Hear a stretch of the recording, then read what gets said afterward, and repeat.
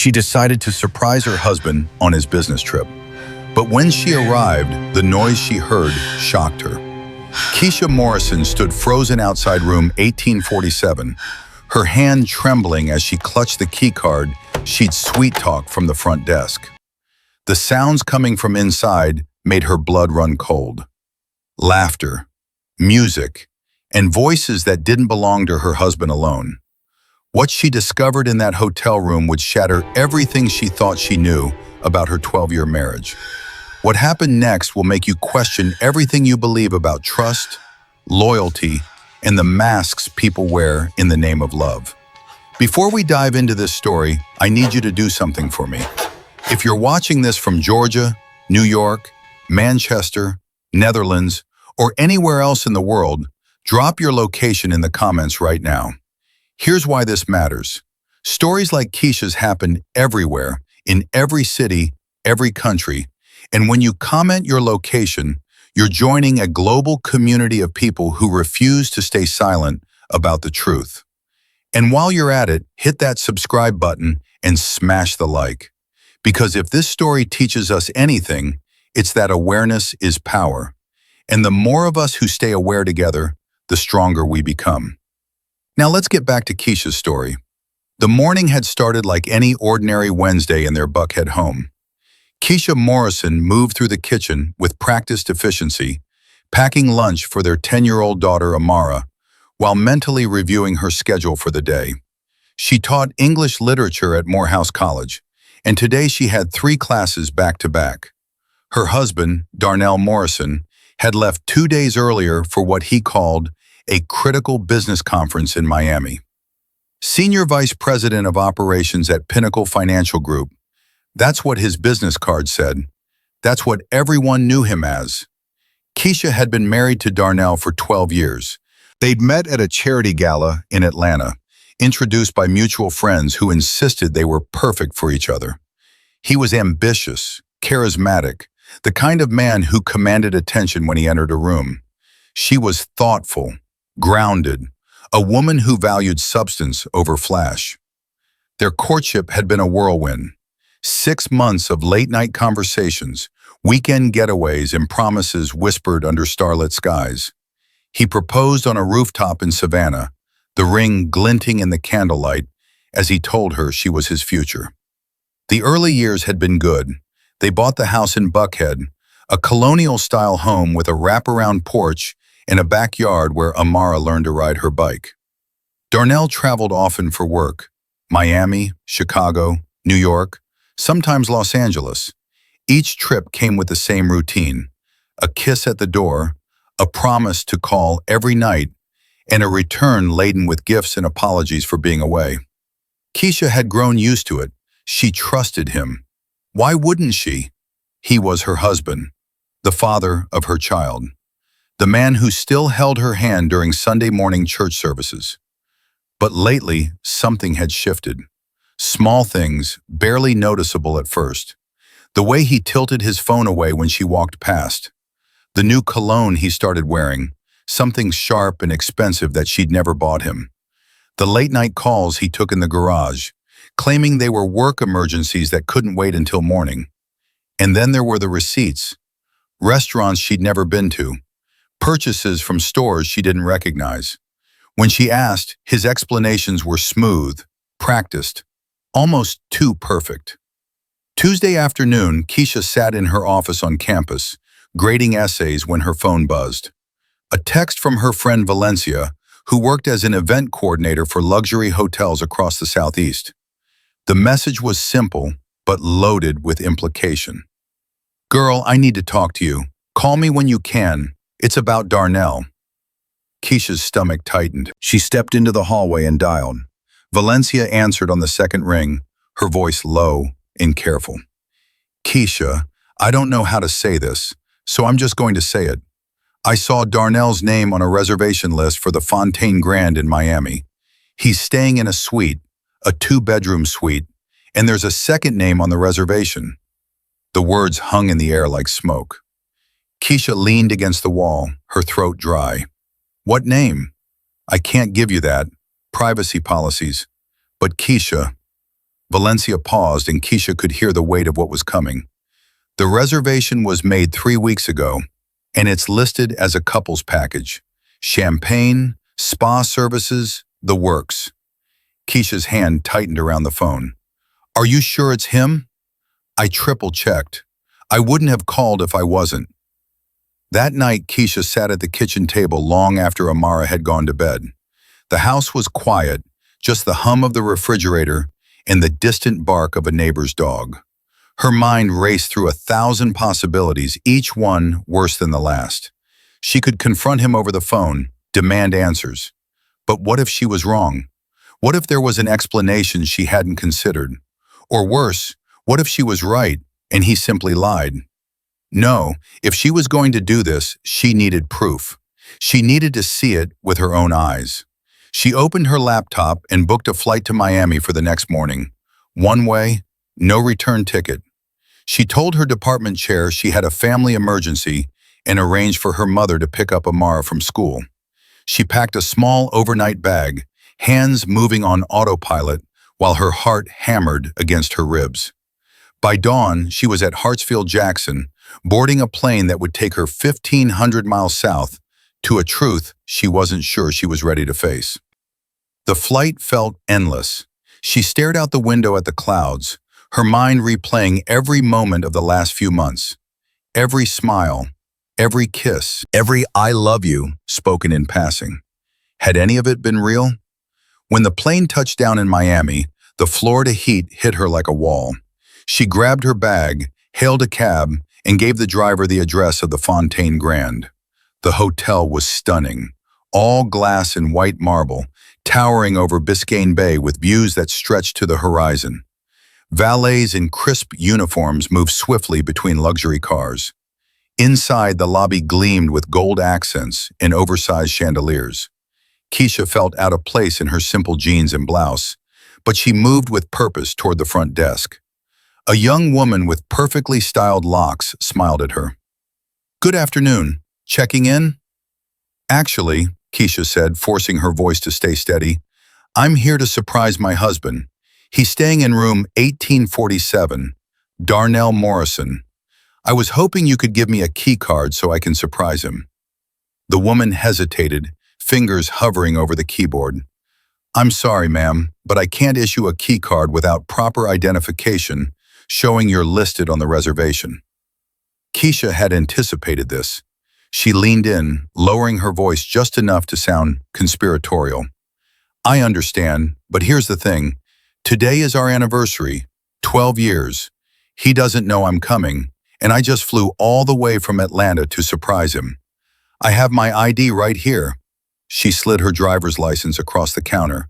"Morrison, same last name. I promise you he'll be thrilled."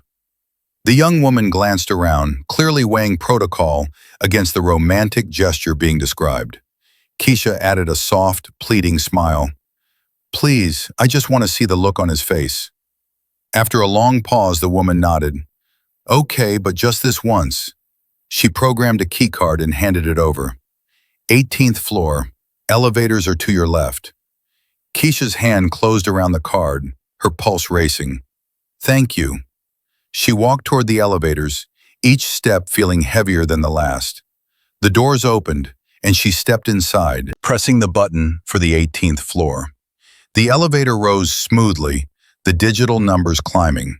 12, 14, 16. Her reflection stared back at her in the mirrored walls. She looked tired, scared, but determined. The doors opened with a soft chime. She stepped into a hallway lined with plush carpet and muted lighting. Room 1847 was at the far end. She walked slowly, her breath shallow, the key card slick with sweat in her palm. When she reached the door, she stopped, pressed her ear against the wood, and that's when she heard it. Laughter. A woman's voice, light and carefree. Music playing softly in the background, something jazzy and intimate. And then Darnell's voice, unmistakable, warm and playful in a way she hadn't heard in years. "Come here," he said, followed by more laughter. Keisha's vision blurred. Her chest tightened until it hurt to breathe. For a moment, she considered walking away, going back to the airport, pretending she'd never come. But her hand moved on its own, sliding the keycard into the lock. The light flashed green. The mechanism clicked. She pushed the door open. The suite was massive. Floor-to-ceiling windows overlooked the ocean. A king-size bed sat against the far wall, the covers rumpled. Rose petals scattered across the floor. A bottle of champagne chilling in a bucket. And there, in the center of the room, stood Darnell. He wore a white linen shirt, unbuttoned at the collar, dark slacks that fit perfectly. His arm was around a woman Keisha had never seen before. She was stunning. Skin like polished mahogany, hair in long goddess locks that cascaded down her back, a red dress that clung to every curve. She held a champagne flute, mid-laugh, her head tilted toward Darnell like they were the only two people in the world. The door closing behind Keisha made a soft sound. It was enough. Darnell turned. His face went from relaxed to frozen in less than a second. The color drained from his cheeks. The woman's laughter died in her throat. "Keisha," Darnell said, his voice strangled. "What are you doing here?" She stood there, bag still slung over her shoulder, staring at the scene before her. The room spun slightly, her body struggling to process what her eyes were seeing. She opened her mouth, but no words came. Just a sharp, bitter laugh that didn't sound like her own. The woman stepped back, confused. "Darnell, who is this?" Keisha's eyes snapped to her. "I'm his wife." The woman's champagne flute slipped from her hand, shattering against the marble floor. The sound echoed through the suite like a gunshot. Darnell moved forward, hands raised as if approaching a wounded animal. "Keisha, listen to me. This isn't what it looks like." "Really?" Her voice was cold, sharp enough to cut. "Because it looks like you're on a romantic vacation with another woman, while I'm at home raising our daughter." "Let me explain." "Explain what, Darnell? Explain the rose petals? The champagne? The couple's spa package you booked 3 weeks ago?" Her voice rose, cracking under the weight of betrayal. "Explain how you've been lying to me for God knows how long." The woman, still standing near the bed, wrapped her arms around herself. I didn't know. He said he was divorced." Keisha's gaze locked onto her, and for a moment, pity flickered through the rage.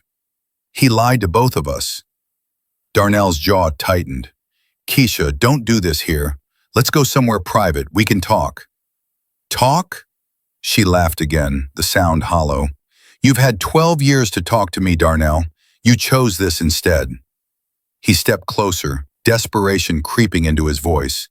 "It's not like that. She doesn't mean anything. It was a mistake, a stupid mistake. Please, Keisha, don't throw away everything we have because of this." The words hit her like a slap. Everything we have. As if their marriage was something she could just pack away and carry on with. As if the vows they'd taken meant nothing. As if she hadn't spent over a decade building a life with a man who had been living a double one all along. She looked at him, really looked at him, and saw a stranger. The man she'd loved, the man she'd trusted, was gone. Maybe he'd never existed at all. "Get out of my way," she said quietly. "Keisha, I said move." He hesitated, then stepped aside. She walked past him, her shoulder brushing his as she headed for the door. Her hand reached for the handle, and for a moment, she paused. She turned back, her eyes meeting his one last time. "You just lost everything, Darnell, and you don't even know it yet." Then she walked out, leaving the shattered champagne glass, the rose petals, and the lies behind. The door clicked shut. The hallway stretched before her, long and silent. Her legs carried her forward, one step at a time, even though every part of her wanted to collapse. She made it to the elevator, pressed the button. The doors opened, and she stepped inside. As they closed, she caught her reflection again. This time she didn't look away.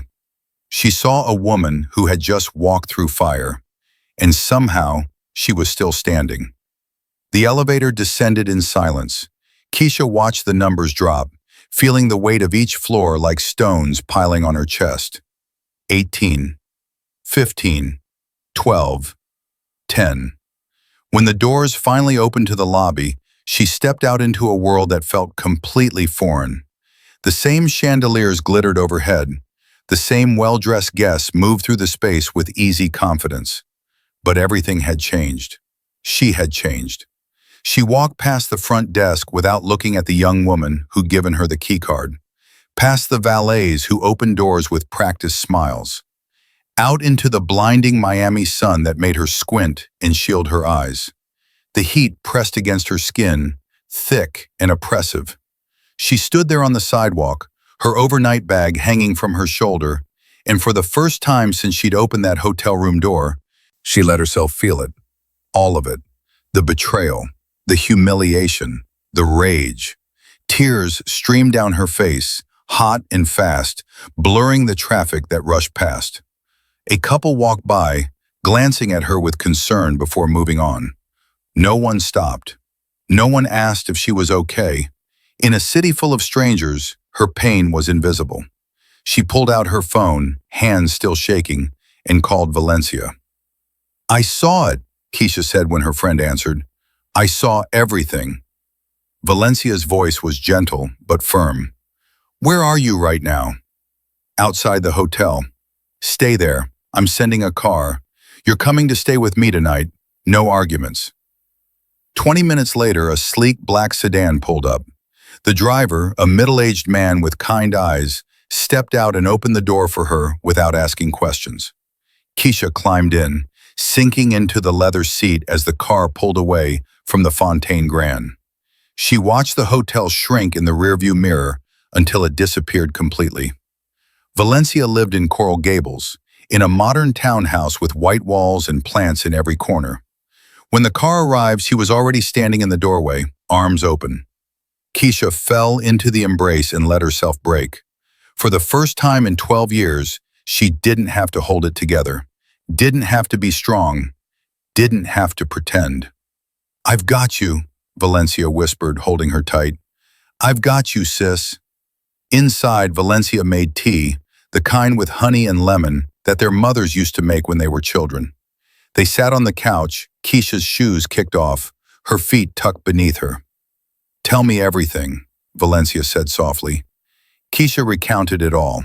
The text, the flight, the key card, the moment the door opened and her world collapsed. Valencia listened without interrupting, her expression shifting from anger to heartbreak and back again. When Keisha finished, Valencia set down her mug and leaned forward. "What are you going to do?" Keisha shook her head. "I don't know. I can't think straight right now." "That's okay. You don't have to figure it all out tonight. But Keisha, you need to protect yourself. Legally, financially. This man has been lying to you for who knows how long. You have to assume he's capable of more than you know." The words settled over Keisha like a cold blanket. She hadn't even thought about the practical implications. The bank accounts, the house, their daughter. Everything they'd built together, now a battlefield waiting to be divided. "I need a lawyer," Keisha said quietly. "You need the best lawyer," Valencia corrected. "And I know someone. Lydia Okafor. She's a shark. Doesn't lose. I'll call her first thing in the morning." Keisha nodded, exhausted. "Thank you for everything." "You don't have to thank me. That's what sisters do." That night, Keisha lay in Valencia's guest room, staring at the ceiling. Her phone buzzed repeatedly on the nightstand. Darnell, calling over and over, each call going unanswered. Finally, a text came through. "Keisha, please, let me explain. It's not what you think. I love you. I love our family. Don't do this." She read it once, then turned the phone face down and closed her eyes. But sleep didn't come easy. Every time she drifted off, she saw the woman in the red dress, heard Darnell's voice saying her name, felt the cold shock of betrayal all over again. By morning, Keisha was awake before the sun. She sat on the edge of the bed, her bag still packed beside her, and made a decision. She wasn't going to fall apart. She wasn't going to let this destroy her. She was going to fight. Not for Darnell, not for the marriage, but for herself, for Amara, for the life she deserved. Valencia drove her to Lydia Okafor's office downtown at 9 o'clock sharp. The building was glass and steel, towering over Brickell Avenue. Inside, the reception area was all clean lines and modern art. A receptionist directed them to the 14th floor. Lydia Okafor was exactly what Valencia had promised. Tall, elegant, with short natural hair and a gaze that missed nothing. She wore a tailored navy suit and heels that clicked authoritatively against the hardwood floor as she extended her hand. "Mrs. Morrison, please, sit." Her office overlooked the city, the skyline stretching out in every direction. Lydia sat behind her desk, folding her hands as Keisha recounted the story for the second time in 24 hours. This time, there were no tears, just facts, dates, details, evidence. When Keisha finished, Lydia leaned back in her chair, her expression thoughtful. "First, let me say I'm sorry you're going through this. But second, let me assure you, you're in the right place. I've handled cases like this before. Men who think they can have it both ways, and women who decide they've had enough. We're going to make sure you come out of this protected." "What do I need to do?" Keisha asked. "Everything. Bank statements, credit card records, emails, texts, photos, any documentation you can find that shows his behavior. We need to establish a timeline and a pattern. If this has been going on for a while, and I suspect it has, there will be a trail." Lydia pulled out a legal pad and began writing. "We'll file for divorce immediately. Petition for full custody of your daughter with supervised visitation for him until we can assess his stability. We'll freeze joint accounts to prevent him from moving assets. And if he's been using marital funds to finance this affair, we'll pursue reimbursement." Keisha felt a small spark of control returning. "He's going to fight this." "Of course he is. They always do. But here's the thing, Mrs. Morrison. The law favors the truth, and the truth is on your side." By the time Keisha left the office, she had a plan, a strategy, a team. She felt lighter, even though the weight of what lay ahead was enormous. Valencia walked beside her, arm linked through hers. "You okay?" "I will be," Keisha said, and for the first time, she believed it. That afternoon, Keisha flew back to Atlanta. She picked up Amara from her mother's house, holding her daughter close, breathing in the scent of her hair. "Where's Daddy?" Amara asked as they drove home. Keisha's hands tightened on the steering wheel. "He's still in Miami, baby. He'll be back soon." "Did you surprise him?" Keisha's throat tightened. "Something like that." Amara chattered on about her day at school, oblivious to the storm brewing around her. Keisha listened, nodding at the right moments, laughing when she was supposed to. But inside, her mind was already 3 steps ahead. When they got home, Keisha made dinner, helped Amara with her homework, and tucked her into bed with a kiss on the forehead. Then she went into the office, closed the door, and got to work. She logged into their joint bank account. The transaction history stretched back months. Restaurants, hotels, jewelry stores, charges she didn't recognize. She took screenshots of everything, organized them into folders on her laptop. Then she went through Darnell's emails. He'd left his laptop at home, something he rarely did. She knew his password.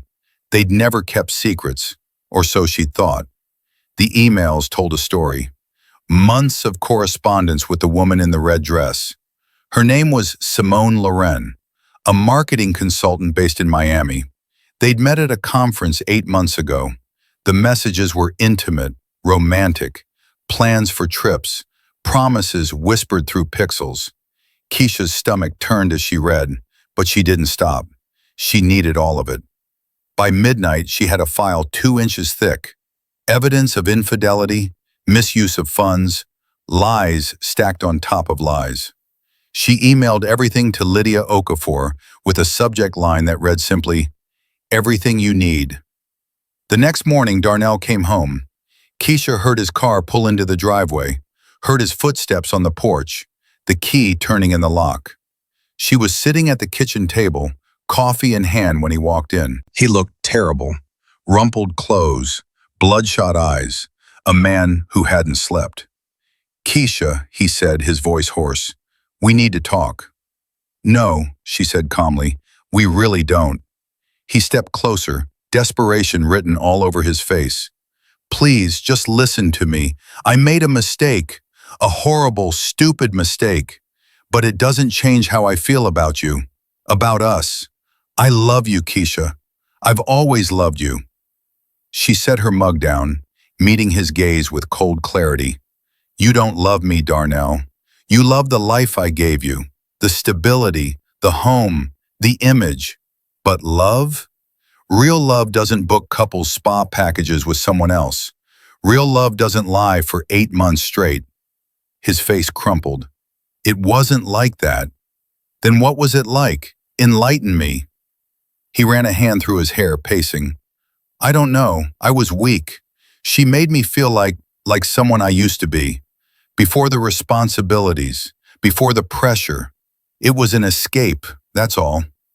Keisha laughed, the sound bitter. "An escape? How convenient. And what was I, Darnell? The prison? That's not fair." "Fair?" She stood, her voice rising. "You want to talk about fair? I gave you 12 years, Darnell.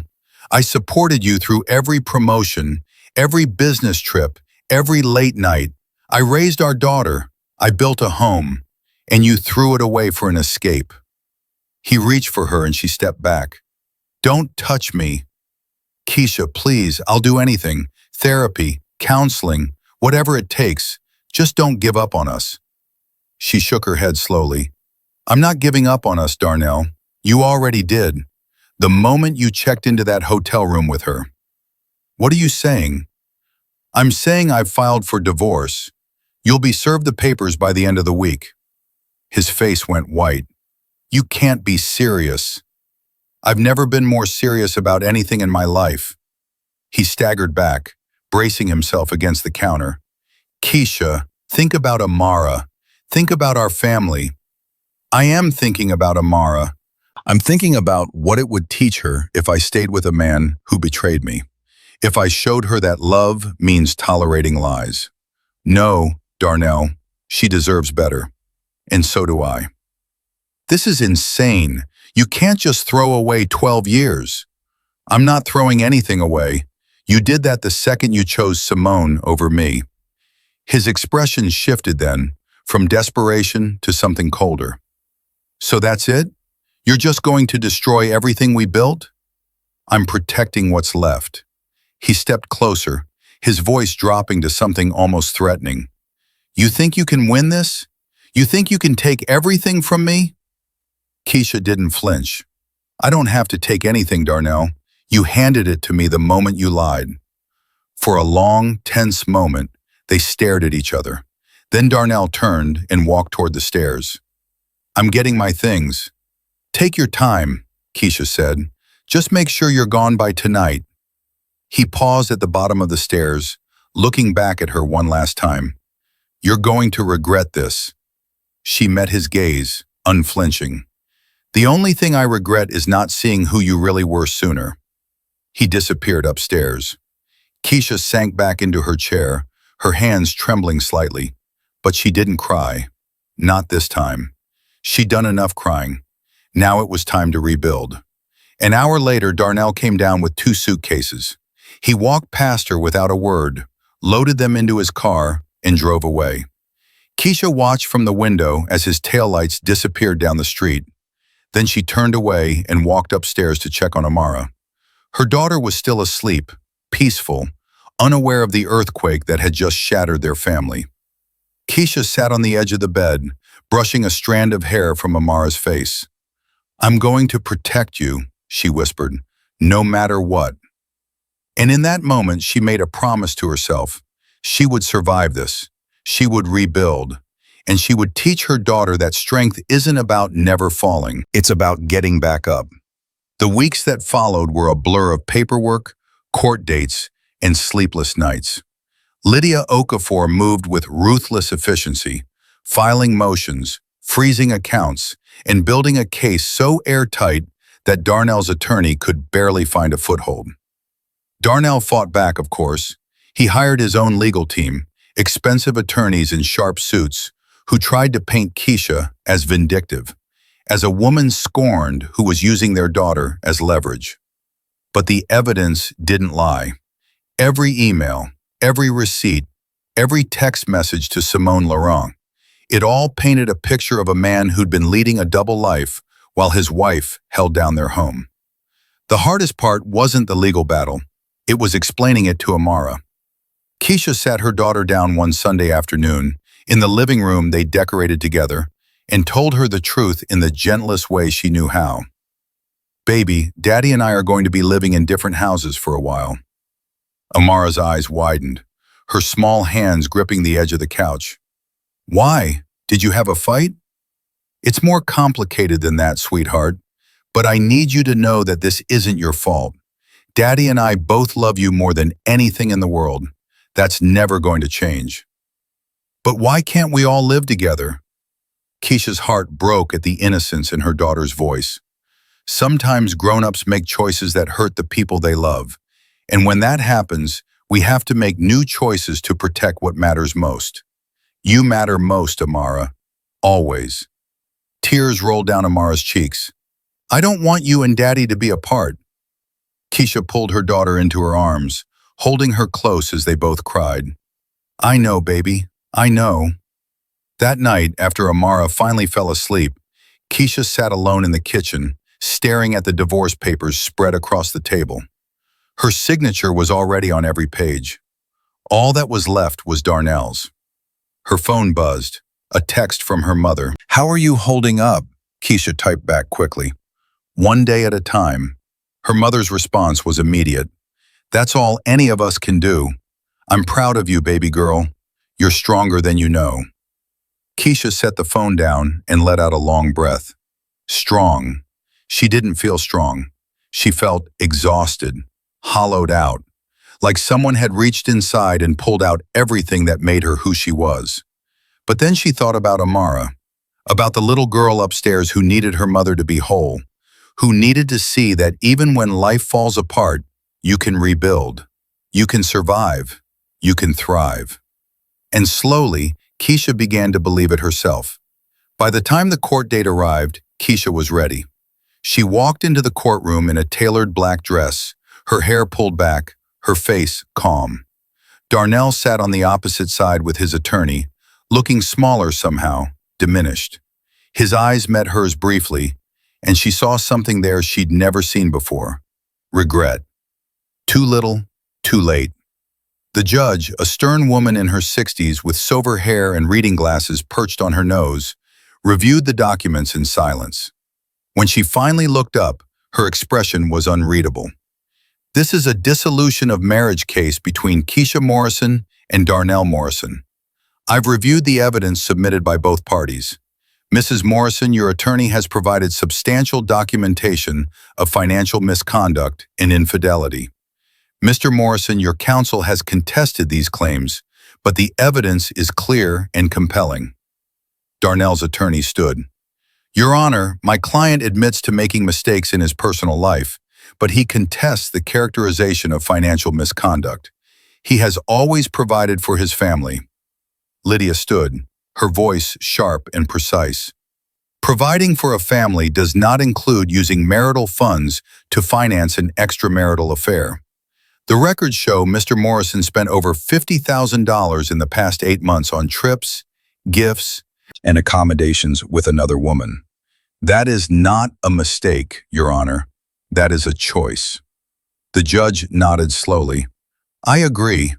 Mr. Morrison, your actions constitute both infidelity and financial irresponsibility. Therefore, I am granting Mrs. Morrison full custody of the minor child, Amara Morrison, with supervised visitation for Mr. Morrison until such time as he can demonstrate stability and trustworthiness." Darnell's face fell. "Your Honor, please." "I'm not finished," the judge interrupted.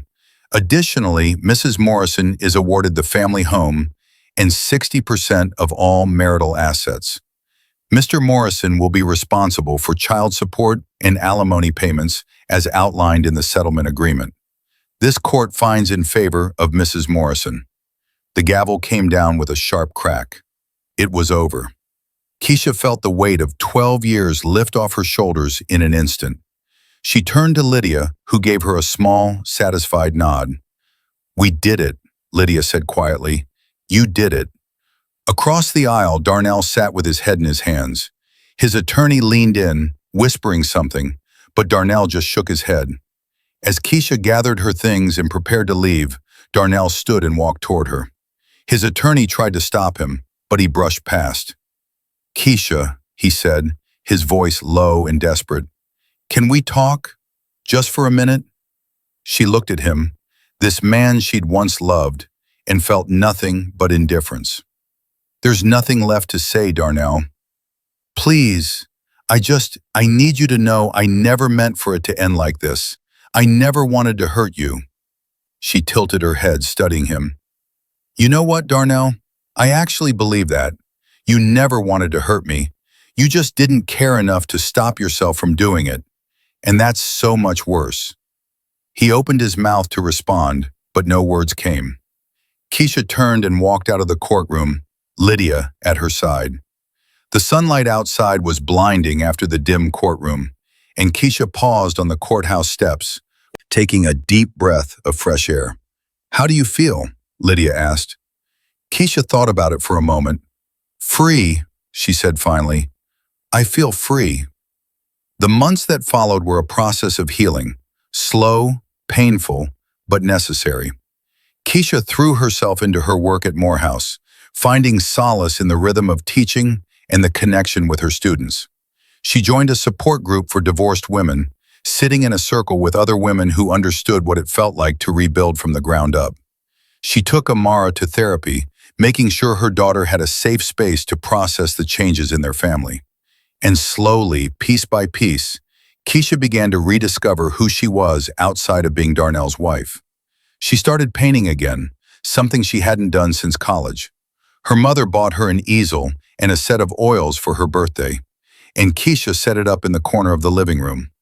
At first, the paintings were dark, abstract splashes of anger and grief. But as the weeks passed, they grew lighter, brighter, full of color and life. Valencia visited often, bringing wine and laughter and the kind of friendship that doesn't need words to understand. They sat on the porch on warm evenings, watching Amara play in the yard, and talked about everything and nothing. "You know what's wild?" Valencia said one night. "You're happier now than I've seen you in years." Keisha smiled, swirling her wine glass. "I didn't realize how much of myself I'd lost trying to hold that marriage together. It's like I was carrying this weight I didn't even know was there until I put it down." "You're glowing, girl. I'm serious, you look 10 years younger." Keisha laughed. "I feel it, like I can finally breathe." "So," Valencia said, a mischievous glint in her eye, "when are you going to start dating again?" Keisha groaned. "Oh God, not yet. Maybe not ever." "Girl, please. You're gorgeous, smart, successful. Men are going to be lining up." "Let them line up. I'm not interested. I'm focused on me and Amara.